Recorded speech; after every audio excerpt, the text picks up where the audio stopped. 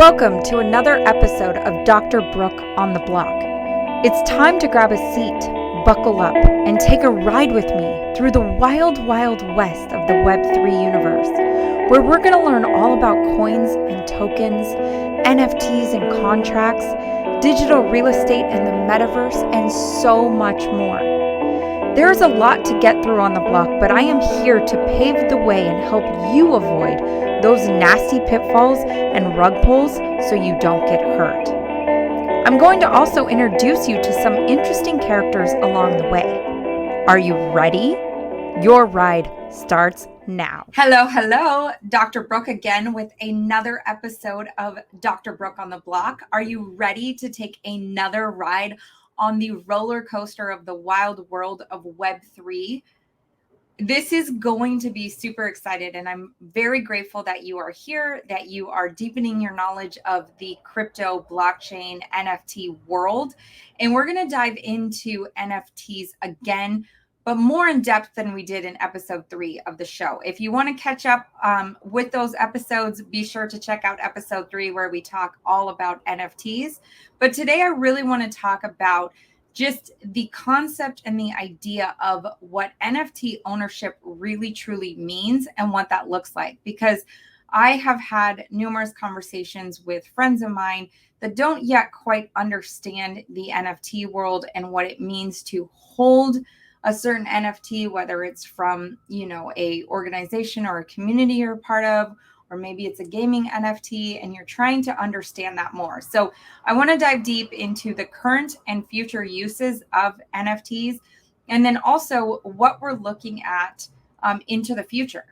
So this market, I understand, you guys, I'm going to continue harping on this, but not because I think it needs to be harped on, but just so you guys understand the timing of everything. So if you're listening to this episode and it's still 2022, understand you are listening to this episode at a really great time, because we are really moving into a phase where this is a time to learn. This is a time to grow. This is a time to expand and build upon your knowledge in this space, because I can tell you in a few years, once we come out of this, whether it's 12 to 18 to 24 months of absolute, just financial upheaval and not knowing what's going to happen at any sudden turn, understand this is not just happening in the crypto markets.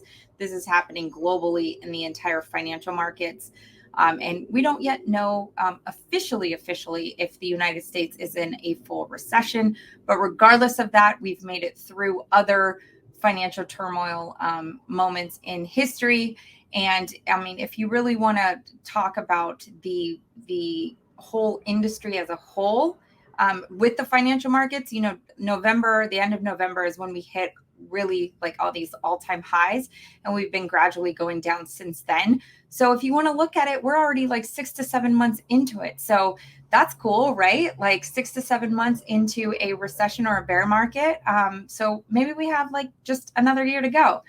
Regardless of the timing and how much time we have left of it, like I really want you guys to really just be present to every single day. Be present, whatever that looks like in your world. Be present to every single day, no matter what it looks like. And don't try to hurry up and speed up the process. This is a lesson that I've been learning myself, and something that I've been reminded of myself just within the last few weeks, that I need to be present to whatever's happening in my world, good, bad, ugly, sad, joyful, all of it. So with that being said, just want you guys to kind of tap into that heart center where you're at and understand this is an amazing opportunity to be learning, to be growing, to be building in the blockchain space, in the Web3 space, but also in your personal lives, in your, professional lives, in whatever worlds that you show up in every single day. So that's the Dr. Brook speech of the episode. Now we're going to get into the nitty gritty of NFTs. So first things first, let's define the word NFT. So NFT stands for non-fungible token. Non-fungible token, what the heck does that mean? So non-fungible token means there is only one like it.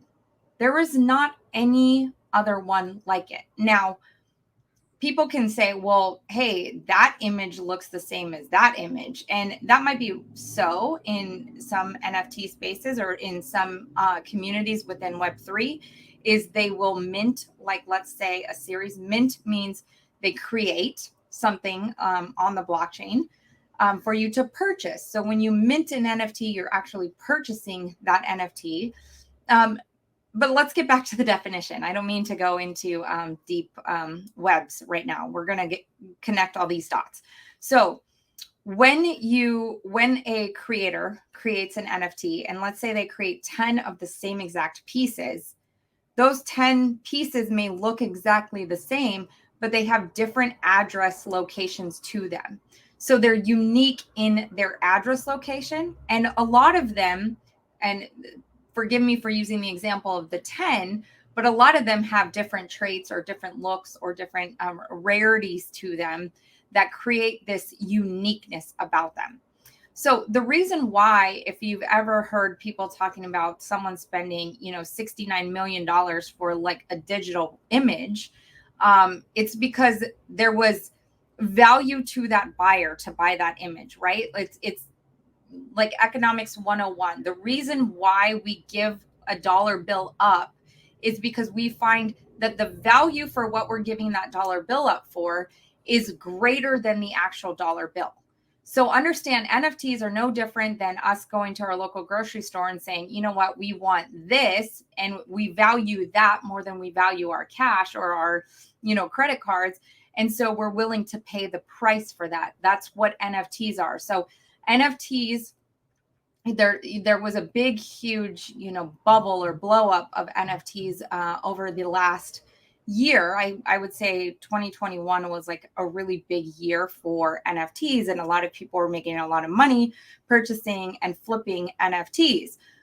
That's all great and dandy, but that is not what the future of NFTs is going to look like in the next few years. And that's what we want to talk about today. We want to talk about what is that world of NFTs going to look like, and how can we participate? Because the reality is most of our entire existence in society is going to be done through NFTs, and we're going to hear a lot about it more and more mainstream.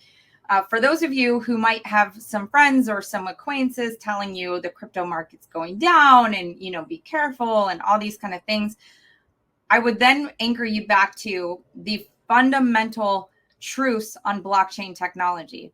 Whether cryptocurrency goes down, that is an aspect of that is an aspect of blockchain technology that isn't blockchain technology.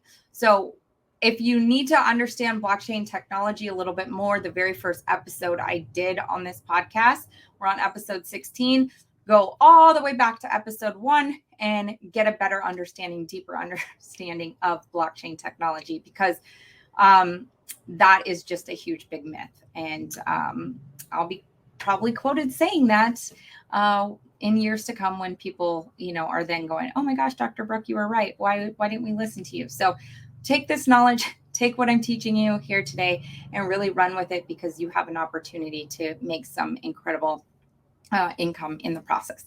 But besides that, okay, so NFTs. We are going to be interacting with NFTs regardless of if the crypto market goes down or not. That doesn't make any difference whether or not NFTs stick around. We are going to be interacting with them in a myriad of different ways. So currently, like I mentioned, the story of an NFT being purchased for $69 million, digital pixel image, a lot of it was PFPs. Now, PFPs are profile photos that people were using to, use as their avatar on their social channels, on their Facebook, Insta, Twitter, all the different Clubhouse, social channels that we utilize. They were using these PFPs to have their digital identity. Now it's a way for them to be creative with that digital identity and maybe not show their face if they don't want to, or put their favorite character on there, whatever, NFT they purchased as a PFP they would use, or they would buy those PFPs and flip them for more money and, run with their profits. And that's fine. And so a lot of people feel that NFTs are just a bunch of PFPs, and that's not the case.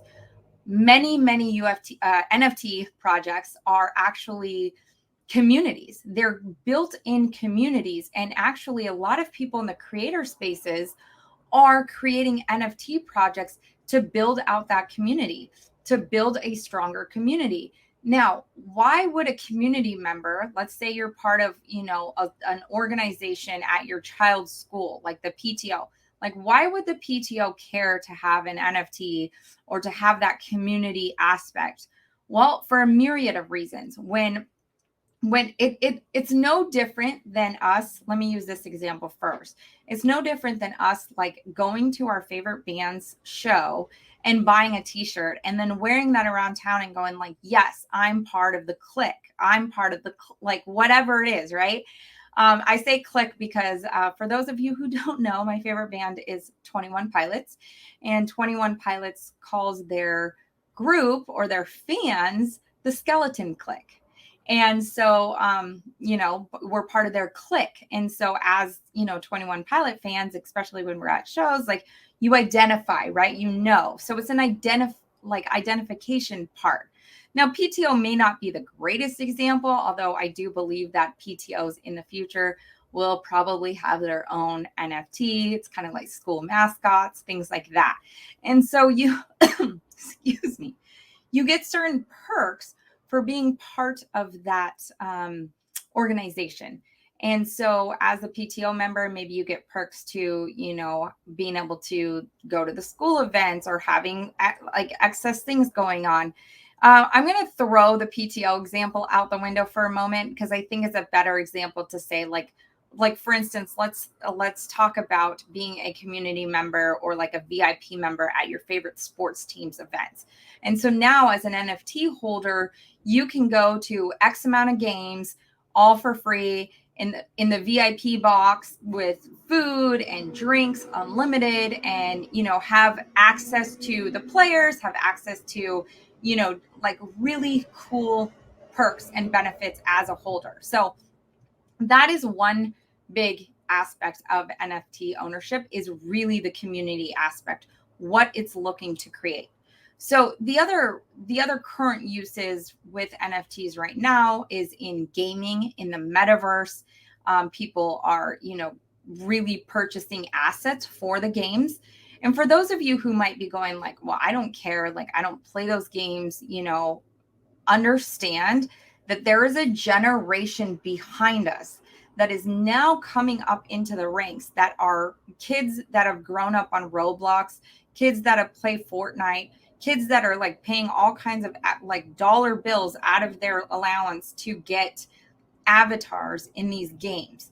Now, with NFT gaming, with metaverse gaming, and all of these things that are happening in that world, people now own the assets. And so when the child stops playing the game or the adult stops playing the game, whoever, when they stop playing the game, they have the opportunity to turn around and sell that NFT on the secondary market and receive maybe even more money back than they actually paid for it. So not only did they get the benefit of playing the game and earning money, real life money for playing the game, they now get to turn around and sell their avatar or their their character, for an additional amount of money. So that's a cool thing that's happening right now. Just statistically, I want you guys to kind of put this into perspective.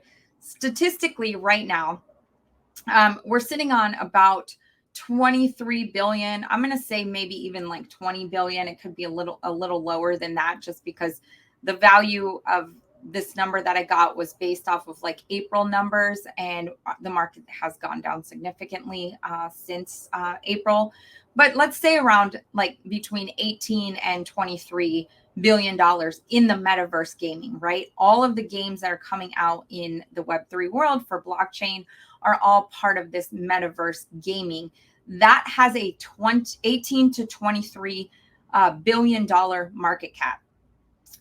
Okay, cool. That sounds like a lot of dollars, right? That sounds like a lot of money. Considering the entire crypto market, the entire market is about $829 billion, $829 billion in today's market. That's today's number. So the entire market, metaverse gaming makes up that small percentage.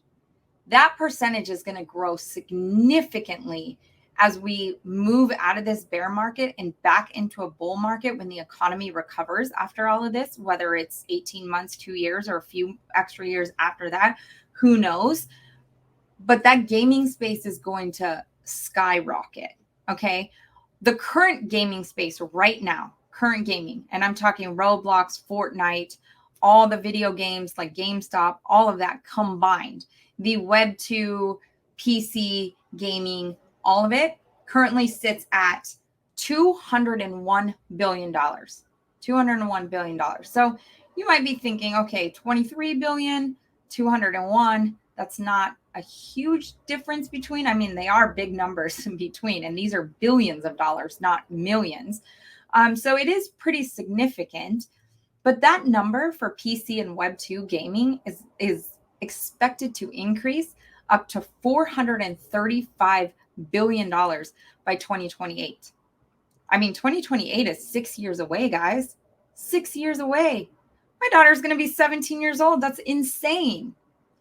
But for that to double in those 6 years, what can happen in the marketplace of Web3 gaming? All of it, right? I mean, there's huge opportunities here. But I'm not trying, I am trying to have you understand that there is huge opportunities and understand that NFTs are not just these digital profile photos that people are spending like an obscene amount of money on, but they do have a lot of value. So cool. You may not be into having a PFP, digital toad or monkey or whatever on your, social channels. Maybe you want your beautiful face. Who knows? But like, you might not be into gaming either. And heck, you might not even be into music, because artists are using a lot of NFTs to help promote their music instead of Spotify getting a big percentage of what they're creating for the platform, or, the record label and all of this, because artists truly only make money, really real money, when they're touring. And we knew that they couldn't tour in 2020 and early 2021. So they took a big hit. But with NFTs, artists can make money and capture the entire value in that. So cool. Maybe you're not into music. Maybe you're not into gaming. Maybe you're not into having the PFP. But are you into, real estate?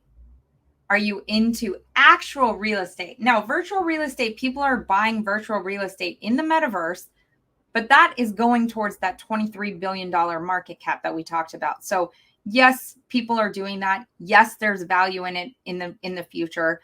I would say, do some really good research before just buying random pieces of land in some metaverse that doesn't take off. Make sure that it is a game that has good substance and a lot of dollars behind it that's really going to take off, because you don't know how many NFT projects out there that are like, we're creating a game and we're creating a game. Really, like, all of these games, we need to figure out how to port these different characters or these, avatars into different games so that people can then truly be part of a metaverse and not just fragmented pieces. Oh, I'm in this metaverse. Oh, I'm over here, so let's say you're not into all of that and you want to purchase real estate.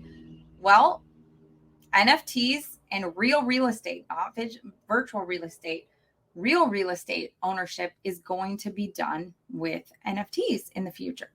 And how is that going to happen, Brooke? What are you talking about? Because blockchain technology is transparent. Those transactions, those smart contracts that are written on the blockchain are can be okay, they're transparent, meaning you can see them. So if I make a deal with you to purchase your home and we write the smart contract on the blockchain, that blockchain is going to immediately initiate the titles, the this, the that. So all of these hands in the pot, the title companies, the this, the that, when you're purchasing a home or when you're selling a home, are no longer going to be necessary. Okay, wait, what? No, that sounds absolutely absurd. No, I'm telling you, the technology is there. The fundamentals are there. The layer one solutions are there with the blockchain technology. It's just a matter of time before the pieces all fit together. And you know what good companies are doing during this bear market? They're not freaking out and running and, oh my gosh, well, what are we doing? Maybe this whole thing is a fad and we got to get out of here. No, what they're doing is building. They're focusing on solving these kind of problems during this time. So when things start turning around, there is substantial business models behind this. Okay. Yes, the government wants to sit there and act like, oh my gosh, the whole world's falling apart and, you guys need us and we're going to piece this all back together. No, you're the reason this is happening. You're the reason why all these people, 4.4% of the world population, 4.4% of the world population is in crypto right now. They are the reason why 4.4%, and that number continues to grow, are in crypto or in blockchain technology because of the decentralization aspect of it. I understand that there needs to be some regulation, but I am not for all this red tape that you can no longer continue your pursuit to be able to create a environment or a world in which we can send money to and from, just like we would send a text message to and from instantaneously. Okay, so yes, that is a future use case of NFTs, is actual real estate. And then we can go even further into fractionalized NFTs, meaning there's one big NFT and then there's pieces of that NFT that you can purchase into. So maybe instead of being caught up in these insane flipping timeshare deals where there actually has to be attorneys that are, advertising their services saying, hey, I help you get out of insane timeshare deals because you got looped into the program. Maybe instead of doing that, you can purchase a vacation rental as a fractionalized NFT. And you know what? Hey, you don't want to go to Hawaii or you don't want to go to Florida anymore. You don't want this timeshare. You put it on the secondary market. Someone else takes that fractionalized piece. I mean, these are mind-blowing things that NFTs have for our future generations. So just understand, that is a big part of it. Healthcare is another future use case of NFTs. Getting health records, having, of course, there's going to be secure measures. Blockchain is very secure and it's not going to be transparent where it says, oh, I can just get on the block and I can look at Brook's, health records. But having an NFT as your health records means your physicians in different places can get onto the block, onto the actual chain, and be able to see the records that they need to see instead of having to call and, hey, can you send me those x-rays and da-da-da. I mean, you have no idea how many times we're trying to get health records from other providers for patients that we need to access stuff, or patients are having difficulty getting their information to be able to access to give us as physicians. It's wild. It's wild. So this is, again, people get caught up in oh, well, it's not stable and all these things are happening. Granted, the tree is getting shook. The branches are, dropping out all sorts of nasty players or people who are just in this for, get rich quick scheme and not for the technology, not for the fundamentals. And that tree is getting shook and we're losing all those people so that we can kind of rebuild and get good branches going on for the years to come. So healthcare. We talked about real estate. Let's talk about supply chain for corporation manufacturing companies that are, doing a lot of product transfers, and they need to see where their, supplies are, as they get shipped through, or being able to scan a box and know exactly where it went through in the process because they can follow the chain of events through the blockchain. So that is going to happen. Episode 13, I talk about blockchain consensus types and a specific private blockchain that uses proof of authority. And proof of authority is through private blockchains. That's what healthcare will probably end up using to create these NFTs. The supply chains blockchain that will be helping with supply chain issues they are a private blockchain, but so the company can see the information. I can't just go on there and go, oh, where's Target's Q-tips? Of course not. That would be built on a private blockchain. So those are like some incredible use cases for NFTs. I know I mentioned some current things. I mentioned some future things for you. I just really want you to understand the future. It really comes down to that. And while it may look really, ugly and dark, and we don't know where we're going, and there's all kinds of political things happening, and, people just feel like so lost and broken and hurt. And, there's a lot of that going on. I just want to encourage you and let you know that, well, there's all this darkness and brokenness and, feeling of loss. There's also a lot of beauty and light and, expansiveness and fun and enjoyment and laughter in this whole new space that we are embarking upon. So not only with Web3 do I tell you, or do I encourage you to do a lot more research and learning into, but do it in your life. Do those things that bring you joy. Find those things that like light you up, even if it's for like 2 to 3 minutes a day. Like find something that's going to truly light you up and excite you.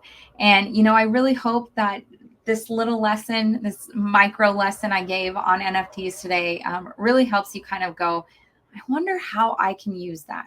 I wonder how I can either join a community and be part of a community of change makers, of people making a difference, and I can own a piece of that community through NFT ownership. Or if it's something that you like are having ideas pop in your head about creating your own NFT project. As a newbie or as someone who's curious about the space and might have just dipped their toe in the water, that's not a far-fetched thing. Like it's actually, there's a lot of great people I can introduce you to, and hopefully some of the people I'll be able to get on the podcast so you can be introduced to them, that are helping people create these NFT projects and do the proper marketing behind them. Because it's one thing about creating something, it's another thing about getting it out to build that community. And that's what we're doing here with Dr. Brook on the Block, is we are introducing you to amazing people along the way. We're having fun when we do it. And we are just really learning, growing, and developing in this space. And on that note, our ride is pulling up into the station. I hope you learned a lot. I hope you laughed. I hope you, especially at my little coughs along the way, forgive those. Apologize. Told you I don't edit this show because I love it to just be raw and real, and for you guys to get to like see that it doesn't have to be perfect. Life is messy, and that is the beauty in all of it. So on that note, I love you all. Have a wonderful, wonderful day, whatever you are doing. We will see you on the next ride. You made it! Congratulations! That wasn't so bad, was it? I hope you laughed and learned a little bit more about this Web3 universe and how simple and fun it can really be. Would you be so kind as to leave us a review and share it with your friends and family? It would mean so much to get this out to more people as we embark on the greatest transfer of wealth that has ever happened in human history. Can't wait to see you on the next one.